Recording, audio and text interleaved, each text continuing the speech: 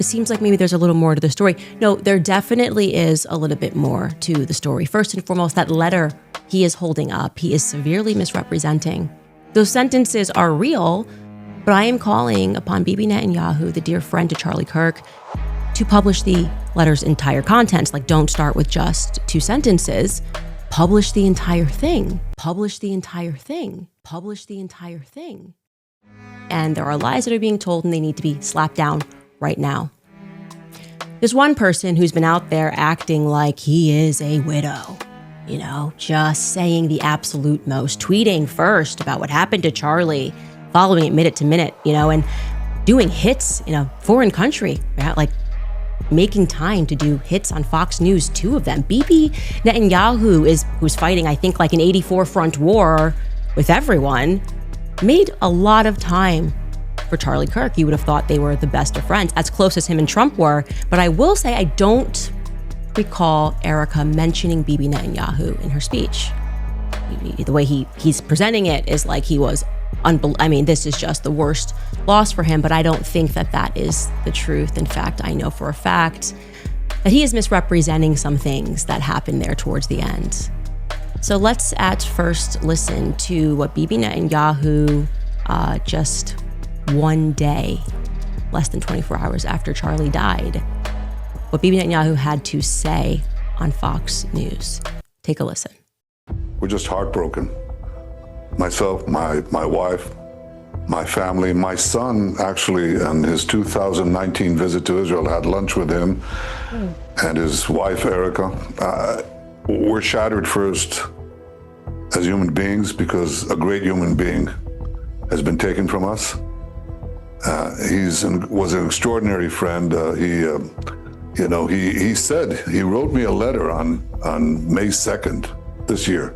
He said, one of my greatest joys as a Christian is advocating for Israel and forming alliances to defend Judeo-Christian civilization. A few weeks before the tragedy yesterday, I called him and I spoke to him and I said, please come to Israel. I invited him to Israel. And sadly, that visit will not take place. But he was a defender of our common Judeo-Christian civilization. He was unbelievably excited to walk in the footsteps of Jesus here. He valued our bond, the bond between America and Israel. He did so many things to defend free speech. He had his truth. He stood up for it. But he said, you can come and debate me. He invited that debate. He certainly didn't invite the violence, the horrible violence that tried to silence him. And this is a worldwide problem. The people on the extremes, the Islamists, the radical Islamists, and their union with the ultra progressives, they often speak about human rights. They speak about free speech, but they use violence to try to take down their enemies. Whether it's President Trump, who's been almost assassinated twice, or they try to kill me here too. But they got Charlie Kirk, and it's just heartbreaking. Who is they, Bibi? Who is they who got Charlie Kirk? We don't have to actually speak conspiracies. I'm just wondering, because you said a lot there, but it really sounded like it was about Bibi trying to establish a narrative that we saw reinforced by a lot of people, that Charlie kind of made it almost sound like he died for Israel. I mean, Trump's account even tweeted out a photo of Charlie and an American flag and also an Israeli flag, a bit of AI used, like this is just who Charlie was. He says Judeo-Christian values.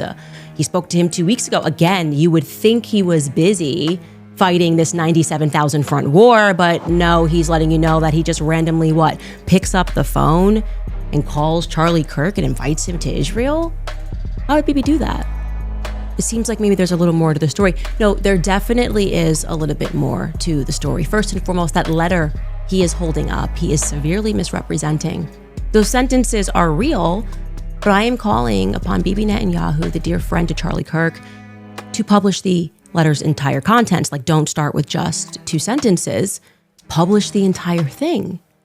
You're holding it. I'm saying you're severely misrepresenting the contents that in May, Charlie was concerned about Israel and their influence on American politics and how they were pushing things that he felt were in conflict with his beliefs, free speech, here in America. Bibi's holding it up like Charlie just in May said, hey, you know what? I just want to write a love letter to Israel. That's how it was presented. Would you guys agree? That's not how it happened. Now, regarding that phone call and that invite, that also needs to be contextualized. And I'm going to do that. But first, Skylar, can we bring in a clip of Charlie from a month ago speaking about the kind of pressure that he was under? Because I think that will also help to further contextualize this. Take a listen. I'm an American citizen. Yes, I want Israel to win. Yes, I'm a Christian. But some of the mess, and you've seen how I've been treated, Megan, by some, not all, by some. No, it's very irritating. It's been so unfair. They were coming after you after Turning Point for, among other things, that you had Dave Smith there. Dave Smith is allowed to criticize Israel. You had both sides. The Israeli side was overrepresented. Though. No, you're not allowed to. It's even worse than that. Again, I just want to repeat for the 5th time. I love Israel. I want Israel to win. But my moral character is now being put into question, Megan. Not my decisions. Not like, hey, are you doing this? Is it smart or is it dumb? But no, I am a bad person if I do this. And I could go, you saw it, Megan. It was trending on Twitter, thousands of tweets and text messages. And if I were to be charitable and generous, I will say the people that are attacking me are in a hyper paranoid state because they're at war, and war tends to make things black and white, and you're a hammer looking for a nail. So I'm trying to be charitable, Megan. Literally, I'm trying to cut as much slack as I can, right? Like, okay, what would it be like if all of a sudden I'm starting to see a pattern of behavior similar to what my grandparents saw in 1930s Germany online? How would I behave? So that's like my charitable kind of overcompensation spirit. At the same time, I'm like, but it's not defensible to be dumb, right? No, it's not defensible to be dumb, and he was under an increasing amount of pressure, not just people telling him, oh, well, I'm upset with who you're inviting, but flat out telling him that he was not allowed to invite certain people to his events. They were threatening to pull out money. Charlie was getting a lot of really nasty text messages, and many of them pertaining to Tucker Carlson and Candace Owens, but Tucker Carlson was really the focus when it came to America Fest. How could Charlie allow these debates about Israel to take place? How could he allow Dave Smith, who, by the way, is Jewish, how could Charlie allow this other position to meet the stage? Because obviously when people start to hear the debates, what Dave Smith is saying sounds so rational, but it was up to Charlie to not allow those things to happen. And that amount of pressure towards the end, as you see that conversation he had with Meghan was just a month before he lost his life, really, I would say, reached a pinnacle of sorts on the matter of what Tucker Carlson actually said on that stage. Tucker Carlson, while he was on that stage at Turning Point, brought up Bill Ackman. Bill Ackman is a billionaire, obviously. He is also an extremely litigious billionaire. And Bill Ackman was on Charlie about comments that Tucker Carlson had made on that stage. Tucker Carlson specifically asked the question, where does Bill Ackman's money come from? Who is this guy? Actually, who is this guy that has this much influence? And like I said, Bill Ackman was not happy about this. And so I would like to contextualize Bibi. Again, these are things Bibi brought up publicly, which he didn't have to. He didn't have to bring up the letter. He didn't have to bring up the phone call, but he chose to do this less than 24 hours after Charlie Kirk was shot. Personally, Bibi, I would have appreciated if you guys used all of your spyware, you'd spying on us for years, to maybe track down the killer. But I guess this is where you thought it was best. To do a little propaganda for Israel would be better than us helping us track down the killer. But anyway, so Bibi Netanyahu in that phone call, what took place was a couple of weeks ago before Charlie lost his life. Charlie was in the Hamptons and he had more than one event, but he had essentially what was staged, an intervention was staged by Bill Ackman. because Charlie's rational thoughts about Israel were a no-no. This is not the route that you should be going on. And Charlie was surrounded by his friends, his quote-unquote friends. Bill Ackman was very upset, and threats were made. That is what I am told, and I will tell you that I am very happy for Bill Ackman to dispute this narrative. In fact, he was asked to dispute this narrative. Max Blumenthal went out to him today, and Bill Ackman came back and said, I have receipts I can show you, and he did not provide the receipts. This is not how it went down. I know it went down this way. I'm waiting for one of them to go on record and to say that it didn't go down this way. It was at this time that Bibi Netanyahu was called and Charlie was invited to Israel. This was an under duress situation, I would say, because I've been in these situations before. When I started asking very sensible questions about Israel, as someone who had dedicated her political life to supporting Israel, many times alongside Charlie Kirk, I was met with the very same pressure. And just like Charlie was being invited to Israel, I was invited somewhere else. And when this arrived to me, it felt like a threat. You know, I gotta tell you that. It felt like a threat. Like, not like, hey, come here and we can educate you because you're my friend. More like, this is your last chance. That's how it felt to me. I can't speak to how it felt to Charlie. And I know that Charlie was offered a ton of money in this moment. A ton of money. Bibi would fund it, you know. Spend tons of money. And Turning Point, I guess, if it needed to go to a higher level, would have gone to an even higher level than it already was at. And I know for a fact that Charlie denied that funding. That Charlie denied, and what Bibi didn't include there, he declined to go to Israel for, I would describe this as like, you know, re-education camp. You know, we've seen it. You made an uh-oh, but we can help you. You know, we just need you to come out to Auschwitz and take a picture. Yeah. We just need you to come to the Holocaust Museum and take a photo. We just need you to go to Israel and we can make this better. Charlie said no to Bibi. Okay. Bill Ackman, if you would like to dispute that, I would love to hear what you say happened, because our sources and what we have, it's solid. Okay. There were conversations that took place, messages that were sent at that time, and they are solid. So I decided another person that was there, and I am not surprised this person was there. If you've been listening to my show, Seth Dillon, I was going to go out to Seth Dillon, and I decided to message him last night about this Hamptons meeting. And Seth Dillon, who is normally very quick with a response, has not yet been able to respond. I'll show you this text message chain. And I want to be clear, I am not someone who normally publicizes text messages. But my friend was shot in the neck, and I'm just not really in the state right now to be polite when it comes to the answers that I am demanding, okay?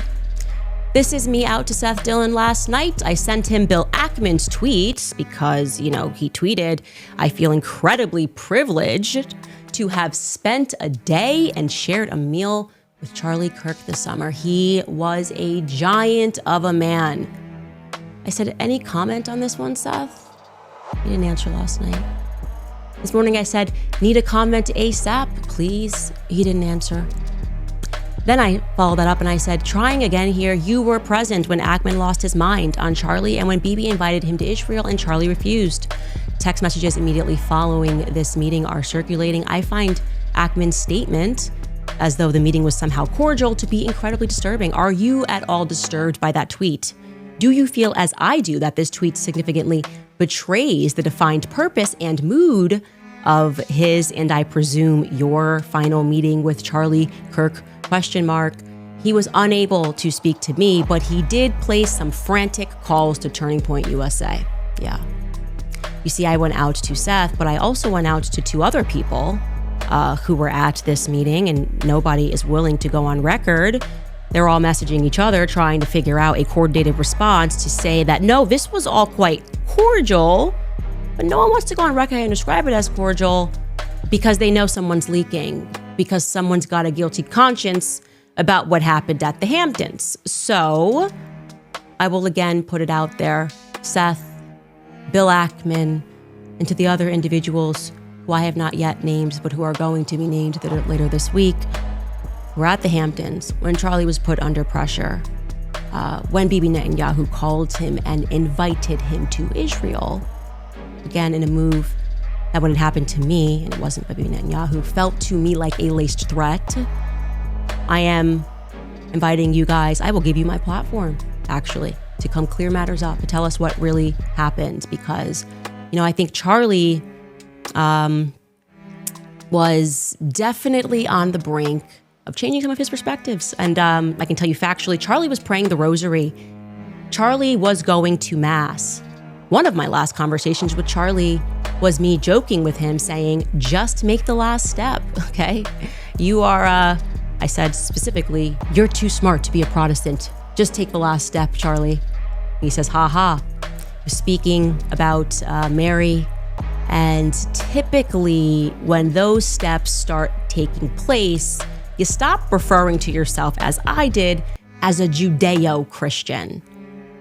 Again, it is mystifying why, Bibi was out there doing the absolute most to make sure that Charlie was basically remembered as, I would argue, like a Jew, has not been yet mentioned. I didn't hear that. Erica was very clear that Charlie was a Christian, and I believe Charlie obviously was very much a Christian, and that things are not being told truthfully. In fact, I will also call upon, since we're having fun, Turning Point USA to release the audio of what Charlie Kirk, because I was in communication with Charlie at this time, because I knew exactly which donors were pressuring him and why, exactly which people that they were insisting Charlie allowed to speak at his event and why, when Charlie did not necessarily want those people to speak at his event, okay?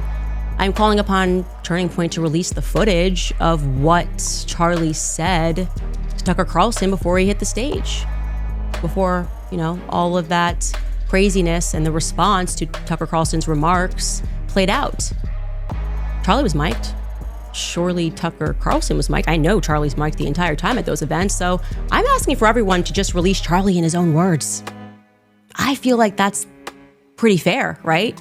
Let's stop saying how Charlie felt, and instead, if you're going to hold up the letter, release it in its entirety, okay? Why don't you release your messages, Bill? I'll release mine. Let's all just be very forthcoming about what took place. In fact, I'm calling upon Tucker Carlson to speak about that. I know what Charlie said to him, and I'm sure Tucker Carlson won't lie about it.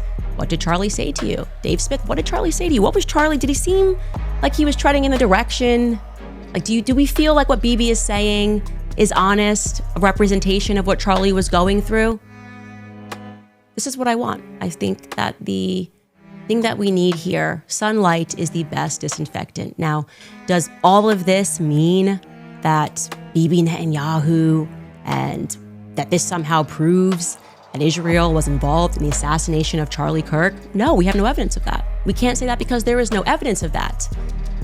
But I don't like little lies. That's what I will say. Something that I always say in my household is, when there is one lie, there's 20. There's no reason to lie. Bibi could have gone on Fox News and he could have told the truth. He could have said truthfully that Charlie Kirk has always loved Israel. He has always loved Israel as the Holy Land. He's been here many times, and throughout his career, he has been a faithful supporter of Israel. That's not what he said. Okay. He talks about the phone call and didn't give it the proper context. He held up the letter and didn't give it the proper context. And lies by severe omission, I'd like to be very clear, are lies. Lies by severe omission are lies. You're not going to gaslight us and tell us to shut up or call us anti-Semitic for pointing out the fact that Charlie was having a change of heart about the tactics that Israel was using in America, and that he felt when he had left that meeting that he had effectively been blackmailed.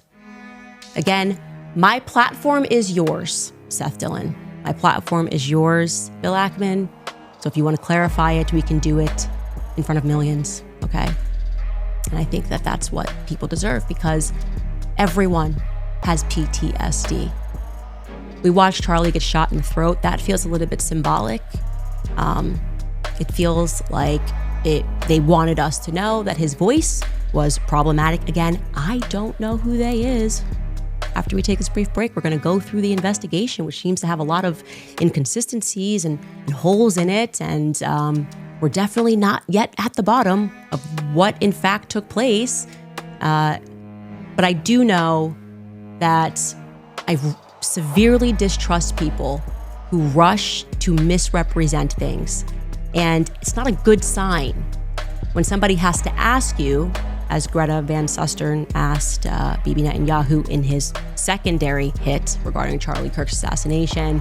It's not a good sign if somebody even has to ask if you did have anything to do with the assassination. It doesn't make you a great person, okay? And that's what she asked him. Take a listen. Before I let you go, I want you to address one thing, and it's just the absurdity of it. Some of the internet rumors that somehow Israel is behind the Charlie Kirk murder, and I don't believe it for 1 second, but I want you to make a statement. It's so absurd. That's insane. That's insane. Israel also changes the orbit of the moon. Israel pushes the sun. I mean, the whole thing it's not only insane. I think it's so absurd, so stupid, and so ridiculous. You can't believe that people are saying that. Quick, hide in here.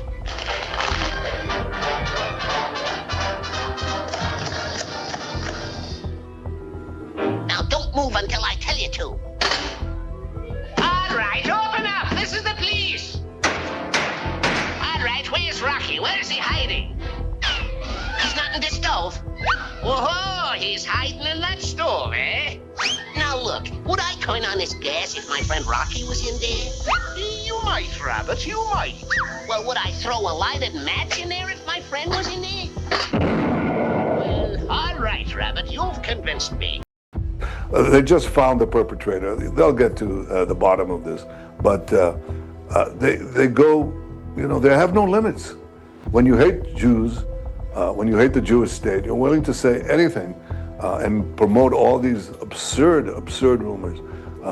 And by the way, they're willing to kill us all the time. I mean, that's what they're doing. And over the centuries, when Jews, especially in the Middle Ages, the horrific Middle Ages, the worst things were said about Jews you can possibly believe. We were poisoning the wells.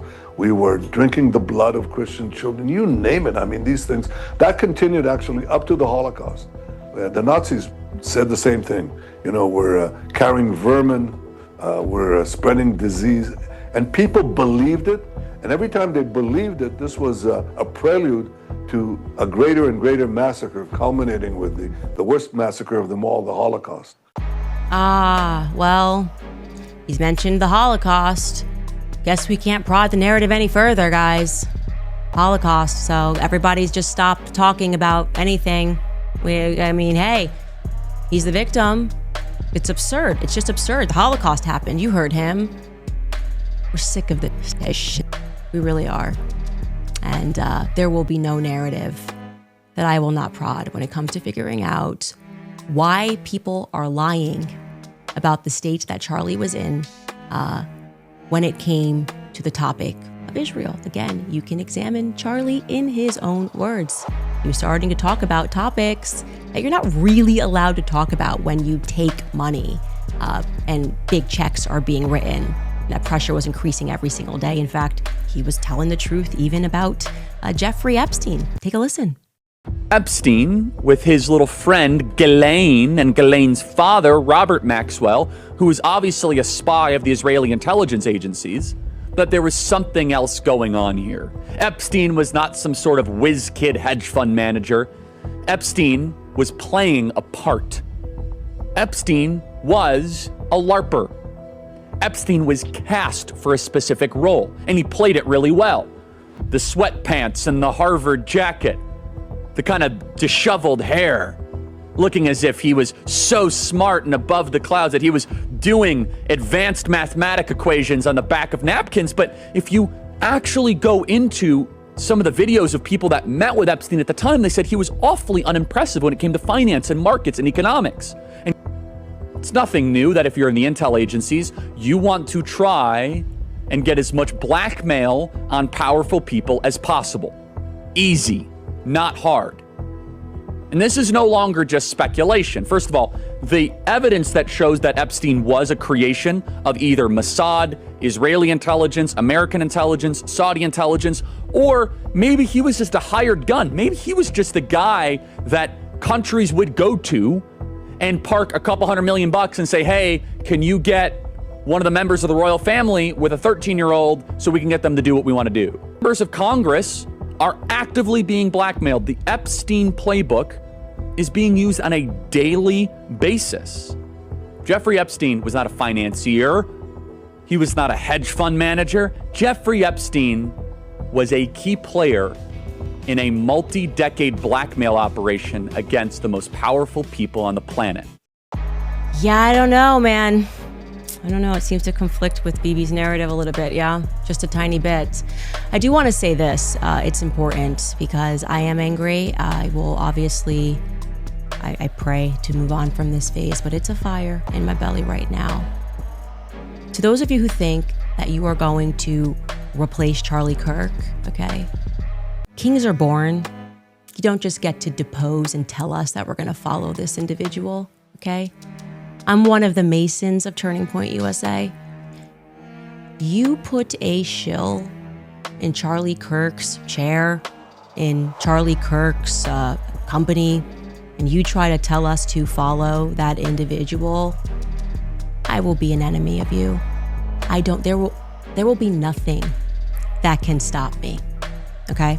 And I want you guys to understand, this is not a threat, this is a promise. There will be nothing that can stop me. I will release every single text message. So to those of you who are trying that, I'm seeing the messages, I am telling you to back off right now. Like right now, don't do it, okay? Don't you think about it. I know exactly who you are. I know exactly who you were that were exerting pressure. Don't you pretend to be noble now and say nice things about Charlie Kirk and think you're gonna slide into his chair, okay? Over my dead body, which I'm sure can be arranged. So I've been to Israel many times. The whole country's a fortress. When I first heard this story, I still have the same gut instinct that I did initially. I find this very hard to believe. I've been to that Gaza border. You cannot go 10 feet without running into a 19-year-old with an AR-15 or an automatic machine gun that is an IDF soldier, right? The whole country is surveilled. And so let me just kind of go through this. We don't talk about Israeli politics very often, and most Americans don't know this. The last 9 months, Israel was on the brink of civil war. It's not an exaggeration. This judicial stuff, there were hundreds of thousands of Israelis taking to the streets because Bibi Netanyahu was basically redefining the Israeli constitution. That's not an exaggeration, right? He said the judicial branch has too much power. There were protests planned this week against Netanyahu, where they anticipated tens of thousands of people to take to the streets. That's all gone, Patrick. Netanyahu now has an emergency government and a mandate to lead. I'm not willing to go so far that saying that Netanyahu knew or there was intelligence here, but I think some questions need to be asked. Was there a stand down order? Was there a stand down order? 6 hours? I don't believe it. Israel's the size of New Jersey. When I took a helicopter ride from Jerusalem to the Gaza border, it's 45 minutes.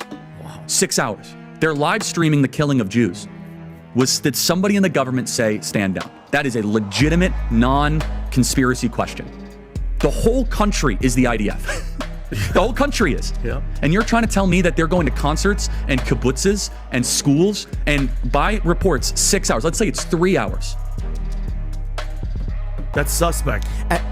Go ahead, Rob. It's also not like a right-wing reporting. This is from the New York Times. The long wait for help as massacre unfolds in Israel. 9 I can't hours. think of a more liberal news outlet than the New York Times. And by the way, I'm actually very pro-Israel. So let me be very, so I'm not exactly. Well, I think we all are. No, I just want to make sure my position is clear here. But so Patrick, there are other explanations. It's possible that the Netanyahu government was double-crossed by bad agents. Okay? That's dark, but it's not as dark as what we're talking about, okay? Another aspect is that Netanyahu might have traitors in his government, like legitimate traitors that have infiltrated. I was texting with some senior people in the IDF, and they said, Charlie, can't say too much, but let's just say the same problem you have with the left in America we have here in Israel. So there's something to think about. just something to think about, right? Is that maybe there's some people within those intel agencies that aren't as sympathetic. Or maybe, Patrick, maybe they might have gotten a tip, they might have gotten whispers, but no one thought it would be 1,200 Jews dead. That's a potential, right? Here's the essence of it. The essence is this. This is the closest thing to the Holocaust that any of us have lived through. But the fact is now Bibi and the Israeli hard right government has a mandate. I gotta be careful the way I say this. They're gonna try to ethnically cleanse Gaza. I mean, I don't use that term lightly, okay? They're talking about basically removing 2.5 million people from there, okay? And honestly, they have a mandate to go seek justice and revenge. They do. This idea that they need to have a truce or a peace treaty, that's morally crap after you see women and children be burned alive and dragged to the streets. But there are some serious questions here, Patrick. And let me tell you, my pattern recognition over the last 5 years has become pretty sharp. COVID, Maui fires, Epstein. When I see a story and it doesn't click, our guts are usually right. Yeah, this one's very weird. Can I comment on the, when you use the term ethnic cleansing, that will, make the hairs on the back of your head. I'm not accusing them of that. I'm not. I'm just saying that term. I actually did some research specifically on that because that is a very slippery slope. And if you actually want to talk about what Jews and even Christians should be most fearful of, Muslims as well, is the concept of ethnic cleansing. So I just want to be very sorry to interrupt. Sure. I'm saying that's what they're going to be accused of. Correct. But if there are some people in public life in Israel that, Patrick, what did your pilot guy say? I want only Jews in Israel, right? Okay, that is a form of ethnically cleansing because 20% of Israel is Arab. My plead to Israel is be precise, be focused in your retaliation. You have a moral right to go and seek the blood of the people that did this. What I think would be bad for Israel, and I have a heart for Israel. I can't tell you what it did. It made me a stronger Christian in a way I can't even tell you, right? Be able to see where our Lord rose from the dead. My heart for Israel is that they don't overreact. And Patrick, you hear what I'm saying here, right? Fully, that's my concern because if they do, again, if they do overreact, I'm more coming from a place of thinking this was intentional. What's your thoughts? Please be respectful with your comments. Also, please click the like, click the notification bell, and subscribe to this channel. Listen, Genesis chapter 11 verse 10 explains the genealogy of Shem. Shem was a black man in Africa. If you repeat this back, Genesis 14 verse 13, Abraham steps on the scene. Being a descendant of Shem, which is a fact, means Abraham too was Abraham, born in the city of a black man called Nimrod, grandson of Ham. Ham had 4 sons. One was named Canaan. Here, let me do some explaining. Abraham, Isaac was Jacob had 12 sons, for real, and these were the children of Israel. According to Genesis chapter 10, these were the children of Israel. According to Genesis chapter 10, these were the children of Israel. According to Genesis chapter 10.